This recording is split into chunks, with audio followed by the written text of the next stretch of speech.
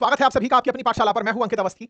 10 नवंबर को दिल्ली में हुए बम धमाके में जिस आतंकी ने खुद को उड़ा लिया था, उसके बारे में कुछ जानकारियां बाहर आ रही हैं और वो जानकारियां निश्चित ही चिंतित करने वाली हैं। जिस यूनिवर्सिटी से वो पढ़ा, उस यूनिवर्सिटी के बारे में भी कुछ ऐसी जानकारियां हैं, जिससे भारत में लगभग हर जगह अब संवेदनशील श्रेणी के अंदर कंसीडर की जानी चाहिए। क्योंकि जिस तरह से व्हाइट कॉलर टेररिज्म, जिसने दिल्ली देश की राजधानी में इस तरह का आत्मघाती हमला किया, लाल किले के बाहर हुए इस आतंकी हमले में लोगों की जान गई और मरने वाला खुद एक डॉक्टर था और उसके सहयोगी भी डॉक्टर थे। इस तरह की डॉक्टरी की जो अभ्यास कर रहा था डॉक्टर जो था, वो अल फलाह यूनिवर्सिटी में था। कुल मिलाकर के देश के अंदर कुछ ऐसा मॉडल दिखाई दिया, जिसकी वजह से हर तरफ से जांच एजेंसीज और जो भी लोग पीड़ित हैं या फिर देश के जितने निवासी हैं, वो इस बात से बड़े ही चिंतित हैं कि ये मॉडल विभिन्न प्रकार से प्रचलित मॉडलों से बहुत अलग था। ऐसे लोग यहाँ पर इन्वॉल्व थे जिन्हें समाज में पढ़ा लिखा होने के नाते बचा कर रखा जाता था कि ये तो आतंक में क्यों ही इन्वॉल्व होंगे, इन्हें क्या ही लालच होगा। लालच ही आतंक का सबसे जरूरत मतलब कोई भी व्यक्ति अगर आतंकी बन रहा है या फिर कोई इसको ऐसी फाइनेंशियल स्थिति खराब है जिसके चलते उसने आतंक का रास्ता अपना लिया, ब्रेन वॉश उसका हो गया और वो जान देने को तैयार हो गया, ऐसा सामान्यतः माना जाता था। लेकिन इस बार जो हुआ वो बिल्कुल अलग था। जो लोग यहाँ पर आतंकी हमलों में गिरफ्तार हुए हैं और जिसने अपने आप को उड़ा लिया है, वो व्यक्ति एक प्रोफेशनल डॉक्टर था, अल फलाह यूनिवर्सिटी के अंदर काम कर रहा था और अब तो जानकारी ये मिल रही है कि इस यूनिवर्सिटी में कई लोग गायब हैं और जो गायब हैं वो शायद इसके मरने के बाद से, जिस दिन ये मरा उस दिन से लगातार जो जाँच एजेंसी सक्रिय हुई ढूँढने के लिए इससे कनेक्टेड लोगों को, लोग वहाँ से निकल लिए। आज की रिपोर्ट के अनुसार जाँच एजेंसीज़ के रडार पर 200 से अधिक लोग हैं और ये नंबर बढ़ भी सकता है, क्योंकि इस दिशा में सामान्यतः नहीं सोचा जाता है। आप में से कुछ लोग ओसामा का उदाहरण ज़रूर दे सकते हैं, लेकिन वो एक आध उदाहरण है। इसके जो उदाहरण हैं, ये तो बड़े उदाहरणों में कंसीडर किया जा रहा है और 10 missing from Al Falah university ये हेडलाइन बन रही है। अल फलाह यूनिवर्सिटी के चेयरमैन को भी गिरफ्तार किया गया है और उस चेयरमैन से जाँच के अंदर पता चलता है कि उसने काफ़ी सारी अवैध तरीके से रकम इकट्ठी की हुई थी। अब वो जाँच के रडार पर है, ईडी, एनआईए तमाम उसके साथ पूछताछ कर रही हैं। 10 लोग ऐसे हैं जिनके फ़ोन बंद आ रहे हैं जाँच के अंदर, वो अभी पता नहीं चल रहा है कि कहाँ गए हैं। एनआईए ने जब जाँच की तो पता चला कि ये व्यक्ति, जो उमर नबी नाम का जो व्यक्ति था जिसने सुसाइड बॉम्बर बनके खुद को उड़ा लिया था, ये वीडियोज़ बना-बनाकर लोगों को भेजा करता था और वीडियोज़ में ये लोगों को आत्मघाती हमलों के अंदर खुद को मरने के लिए प्रेरित किया करता था। मतलब उनको ये फियादी नहीं बना रहा था, इस तरह के मोटिवेशनल भाषण दे रहा था। हमने वीडियो इसका ट्विटर पे भी डाला, लेकिन बाद में आईबी मिनिस्ट्री की तरफ से उसके ऊपर फिर प्रोटोकॉल आया, हमने वो वीडियो हटाया। ये व्यक्ति ब्रेन वॉश करने के लिए इतना सोफिस्टिकेटेड तरीके से बढ़िया अंग्रेजी बतियाते हुए लोगों को वीडियो भेज रहा था, जिसमें ये बताता था कि आत्मघाती हमला बुरी बात नहीं होती है। ये लोगों का इस हद तक ब्रेन वॉश कर रहा था, खुद ब्रेन वॉश्ड था, तभी जाकर के खुद आई-20 के साथ ही मर गया। लेकिन औरों को भी ये बरगला रहा था। इसका मतलब इसके साथ अभी और भी ऐसे लोग हैं, जो स्लीपर सेल बन करके कहीं न कहीं हमारे ही समाज के भीतर रह रहे हैं और वो इससे इंस्पायर्ड या मोटिवेटेड हैं। उन लोगों की भी अब तलाश की जा रही है। जाँच एजेंसीज़ बहुत ही अच्छे स्तर पर इस विषय की जाँच कर रही हैं। जाँच में एक बात और निकल कर आई कि ये व्यक्ति कुछ समय पहले पुलवामा गया था, कश्मीर गया था और वहाँ जाकर अपने भाई को एक और फ़ोन देकर आया था और उस फ़ोन के बारे में कहा था, अगर मेरे बारे में कोई सूचना ना आए तो इस फ़ोन को तालाब में फेंक देना। जाँच एजेंसीज़ जब घर पहुँची तो उस फ़ोन को घरवालों से पूछताछ हुई। शुरुआत में तो घरवालों ने नहीं बताया। इसके भाई से जब सख्ती से पूछताछ हुई तब इसने बताया कि हाँ, वो एक फ़ोन देकर गया था, वो फ़ोन तालाब में फेंक दिया। जाँच एजेंसीज़ ने उस फ़ोन को तालाब से बाहर निकाला और उसको रिकवर किया, हालाँकि बहुत सी चीज़ें गायब हो गई थी, तब उसमें से एक वीडियो निकल कर आया। वही वीडियो था जिससे ये पता चल रहा था कि ये कितने लोगों को वीडियो भेज चुका था और उस वीडियो के अंदर ये लोगों को आत्मघाती हमलों के लिए मोटिवेट कर रहा था। इस तरह से बैठ करके ये अपने कमरे में बैठ करके आत्मघाती हमलों के लिए, suicide bombing is misunderstood concept, लोग इसे गलत समझते हैं, ऐसा कह करके ये बयानबाज़ी करता था। ये सारे कारनामे ये इस यूनिवर्सिटी में बैठकर कर रहा था। अब यहाँ पर सवाल खड़ा इस तरह से हुआ, अगर आप किसी यूनिवर्सिटी में प्रोफ़ेसर लगे हैं, डॉक्टर लगे हैं, आप काम कर रहे हैं, तो आप पर नज़र सबकी रहती है। काम के दौरान आपके बारे में पता चलता है कि आप किस तरह का काम कर रहे हैं, किनसे मिल रहे हैं, आपका उद्देश्य क्या है, बयानबाज़ी क्या है। इस यूनिवर्सिटी ने ऐसी कोई भी बात बाहर नहीं आने दी।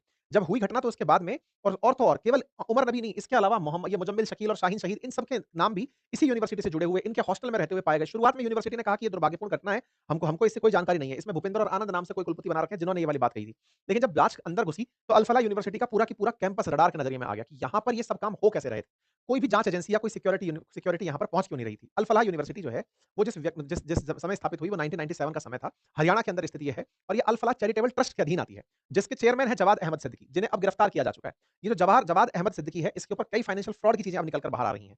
इसी में वाइस चेयरमैन, वाइस चांसलर, ये सब 2016 में जाकर इसके अंदर मेडिकल कॉलेज शुरू हुआ। 19 में पहला एमबीबीएस बैच बना। 200 एमबीबीएस सीटें इस अल फलाह यूनिवर्सिटी के अंदर हैं और ये धौज गाँव फरीदाबाद में है, जहाँ चारों तरफ मुस्लिम कम्युनिटी बहुत ज़्यादा है।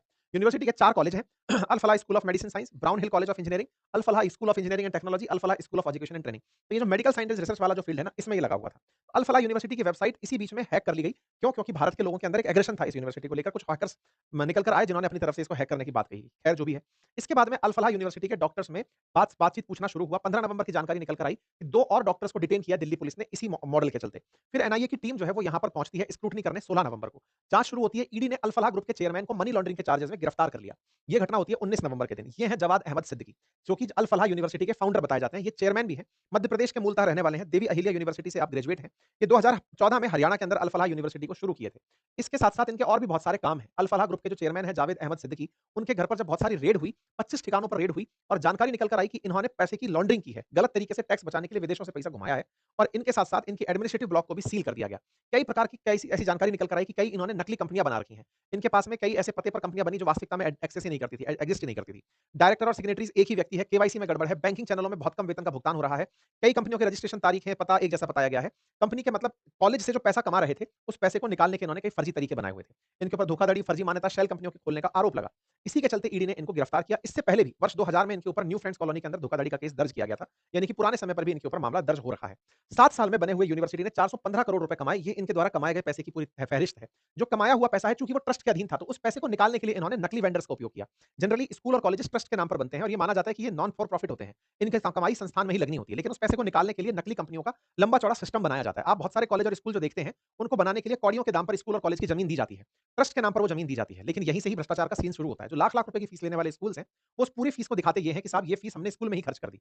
वास्तविकता में वो ट्रस्ट के नाम पर चल रही होती है और बहुत सारी शेल कंपनियों के थ्रू उन पेमेंट्स को लिया जा रहा होता है। स्कूल दिखाता है कि साहब हमने इतने रुपए की स्कूल में ड्रेस खरीदी, इतने की किताबें खरीदी, इतने रुपए में ये सारा काम किया, ताकि उस बिल को सेटल किया जा सके। ये बड़ा फर्जीवाड़ा है। इस पर अगर पता टैक्सेशन डिपार्टमेंट को सारा होता है, लेकिन वही है, सब एक उसके अंदर चल रहा है। इनके बारे में ये मामला निकल कर आ गया, तो आपको लग रहा होगा कि नया मामला है, लेकिन इस तरह की चीजें एग्जिस्ट करती हैं सोसाइटी में। ये बिल्कुल ओपन सीक्रेट है। सिद्दीकी के कॉर्पोरेट प्रोफाइल के बारे में पता चलता है तो इन भाई साहब ने कई तरह की कंपनियां खोल रखी थी। कुल मिलाकर उन्हीं कंपनियों के नाम पर बिलिंग हो रही थी। विश्वविद्यालय के अंदर नियमों का उल्लंघन था। इससे क्या पता चलता है फर्जीवाड़े से? भाई फर्जीवाड़े से पता चलता है कि और भी हो सकता है इसके तरह के लोग भारत में बहुत हों जो इस तरह के ऑफेंडर हों। लेकिन ऑफेंस से एक बात स्थापित होती है कि जिसके दिमाग में एक बार अपराध आ गया, वो फिर किसी भी स्तर तक जा सकता है। जांच एजेंसियों का फाइनेंशियल फ्रॉड से ज्यादा रिलेशन इस समय आतंकी घटना से है कि तुम जब इस तरह से फाइनेंशियल फ्रॉड कर सकते हो, करोड़ों रुपए बचाने के लिए नकली कंपनियां बना सकते हो, तो फिर तुमको पैसे का लालच अगर मिले, तो तुम तो आतंकियों को भी पनाह दोगे। तो वो एक दिशा दूसरी तरफ खुल जाती है और यही कारण है कि इनके काफी सारे ठिकानों पर रेड हुई और इनके रेड के साथ-साथ ईडी ने इनके साथ में 13 दिन की रिमांड पर इन्हें ले लिया और पूछताछ की। इनका जो महू के अंदर घर है उसको अवैध रूप से घोषित भी कर दिया गया। अब जब ये जांच और बढ़ती गई, तो आज सुबह की खबर के अनुसार 200 डॉक्टर फिलहाल अंडर लेंस हैं जिनके ऊपर जांच की जा रही है। मतलब इस यूनिवर्सिटी में अभी थोड़े दिन पहले तो यूनिवर्सिटी में मेडिकल के बैचेस शुरू हुए हैं। अब उन डॉक्टर्स को भी अब धीरे-धीरे रडार पर लिया जा रहा है, पूछा जा रहा है। 6 हमारी एजेंसीज हैं जिन्होंने इसको कमांड सेंटर बना लिया है, जिसमें Delhi police, NIA, ATS, Jammu Kashmir police, Farid, ये सब अपने-अपने स्तर की इस यूनिवर्सिटी में पूछताछ कर रही हैं, लोगों से जानकारी ले रही हैं। यहाँ पर 2 प्रमुख नाम जिसमें से मुजम्मिल का नाम और ये फ़हीमा जो फ़ातिमा क्या नाम है इसका? शाहीन, डॉक्टर शाहीन जो है, ये दोनों लोग बहुत दिनों से इस पूरी टीम को बिल्ड करने का अंडरकवर काम कर रहे थे। मुजम्मिल जो है वो लोगों को मदद करने के लिए पहुँचता था, उन्हें फिर अपने मॉडल में शामिल होने के लिए कहता था। इसी बीच में एक और नाम निकल कर आता है और वो ये कि यहाँ पर जो कार थी ना, मुजम्मिल ने कार खरीदी थी, उमर को कार दिलाने वाला जो व्यक्ति था, उसको भी इसने तैयार किया था कि ये आत्मघाती हमले के लिए तैयार हो, लेकिन वो तैयार नहीं हुआ और वो पीछे हट गया था। नबी और जो है ना एनआईए की जाँच में पता चला कि ये खुद जैसे और भी काफ़ी सारे लोगों को बनाना चाहता था, आतंकी बनाना चाहता था आत्मघाती हमले के लिए। इसने 11 लोगों को वीडियो भेजे थे जिनमें से 7 कश्मीरी थे। बाकी 4 लोग उत्तर प्रदेश, केरल, कर्नाटक से बताए जा रहे हैं। 70 वीडियोज़ अभी तक ऐसे मिले हैं। कुल मिलाकर के इसका जो उद्देश्य था, ये बड़े स्तर पर काम करने का था, खुद ही नहीं, अपने जैसे बहुत से लोगों को खड़ा करने का था। इसके साथ-साथ इसके जो वीडियोज़ हैं, वो पूरी तरह से कई राज्यों के युवाओं तक पहुँचाए जा रहे थे।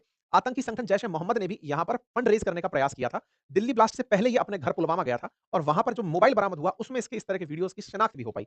अब चर्चा इस बात की जाँच एजेंसीज़ कर रही हैं कि इस तरह से धर्म के नाम पर जो ब्रेन वॉश्ड युवा हैं, जिन्हें ये समझाया जा रहा है कि आत्मघाती हमला अच्छी चीज़ है, ये सब लोग कुरान की आयतों की गलत इंटरप्रिटेशन से कर रहे हैं। इसके लिए सऊदी अरब का फ़ॉर्मूला अगर अपनाया जाए तो वो बेहतर होगा। सऊदी अरब ने ऐसा क्या किया था? सऊदी अरब ने जब बहुत ज़्यादा रेडिकलिज़्म बढ़ रहा था सऊदी अरब में, तो बहुत सारे ऐसे मौलवियों की फ़ौज तैयार की, जो राइट इंटरप्रिटेशन कुरान का दे सकते थे। अब देश को आवश्यकता ये है कि जो रिलीजियस टीचिंग्स हमारे देश में चल रही हैं, जो कुरान की आयतें सिखाई जा रही हैं, कुरान को जो इंटरप्रिटेट कराया जा रहा है मदरसों में, सरकार वहाँ पर अपनी तरफ से अपॉइंट करे लोगों को, जो सही इंटरप्रिटेशन दे, उनको प्रॉपर तरीके से मोटिवेशन दे, उन्हें सही प्रकार से सही राह दिखाए और उनसे ये एक्सपेक्ट किया जाए कि आपको जो दिया गया है, आप वो इंटरप्रिटेशन देंगे। जो अपनी तरफ से इंटरप्रिटेशन लोग निकाल-निकाल कर दे रहे हैं, उससे इस तरह के ब्रेन वॉश्ड युवा तैयार हो रहे हैं। सरकार को जहाँ धार्मिक स्वतंत्रता की आज़ादी की बात हम उसके अंदर करते हैं, उससे ऊपर देश की सुरक्षा को रखना होगा और देश की सुरक्षा के लिए ये जो ब्रेन वॉश, आप विचार करके देखिए कि डॉक्टर जैसी पढ़ाई किया हुआ व्यक्ति आत्मघाती हमले के लिए लोगों को प्रेरित कर रहा है। इससे अंदाजा लगाइए कि उसके दिमाग में जो भूसा भरा गया था, वो किस स्तर का होगा। उसको कितना ज़्यादा तरीके से मतलब परेशान रखा गया होगा या फिर ये समझाया गया होगा कि तुम जो सोच रहे हो, जो करने जा रहे हो, ये अल्टीमेट सत्य की प्राप्ति के लिए हो रहा है। तो ऐसे में ऐसे समाज के लोगों को, मुस्लिम समाज से भी ऐसे मौलवियों को बाहर आना होगा, जो समाज में कुरान को सही तरीके से इंटरप्रेट करके समझाएँ। क्योंकि कोई भी आत्मघाती हमले की जहाँ तक बात है, तो कुरान में आत्मघाती हमले को कोई भी पुण्य का काम नहीं माना गया है। लेकिन इस तरह की जो ब्रेन वॉश थ्योरी दी जाती है, जिससे इस तरह के लोग तैयार होते हैं, इसके खिलाफ समाज को खुद खड़ा होना पड़ेगा। अदरवाइज़ समाज के अंदर जाँच एजेंसीज़ के द्वारा बढ़ते इंटरफेरेंस से एक वैमनस्य का माहौल बढ़ेगा। बेहतर होगा कि समाज के साथ रहते हुए चीज़ें आगे बढ़ें। ये सुनिश्चित करें, वो समाज के लोग भी सुनिश्चित करें कि ऐसे युवाओं तक इस तरह की चीज़ें ना पहुँचे। ठीक है साहब? फिलहाल के लिए जाँच एजेंसीज़ अपने लेवल पर जाँच कर रही हैं। इसी बीच में पाकिस्तान से एक बयान आ जाता है। पाकिस्तान क्लेम कर देता है कि ये काम हमने कराया है। है। पाकिस्तान ऑक्यूपाइड कश्मीर के पूर्व प्रधानमंत्री ने पाकिस्तान की असेंबली में मतलब पीओके की असेंबली के अंदर ये बयान दे दिया कि ये काम तो हमने करवाया है, लाल किले से लेकर के कश्मीर के जंगलों में हमने इतने ब्लास्ट करवा दिए कि अब इनकी डेड बॉडी काउंट नहीं हो रही है। तो पाकिस्तान खुल के सामने आ गया है।